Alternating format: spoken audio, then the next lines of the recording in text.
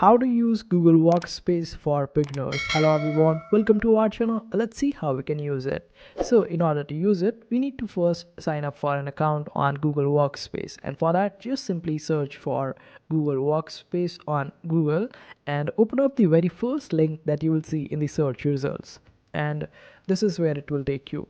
Now you can start a free trial in case if you want to check out how it feels like to use Google Workspace. In case if you don't know about it, then just simply click on this option of start free trial. You will be getting Gmail, calendars, your drive and everything at one place using Google Workspace. So just simply click on this option of start free trial and wait for it to load. After that, it will ask you to provide your name and number of employees, including you, in your organization or your business. Then select the region where your business is located at. Then click on this option of next.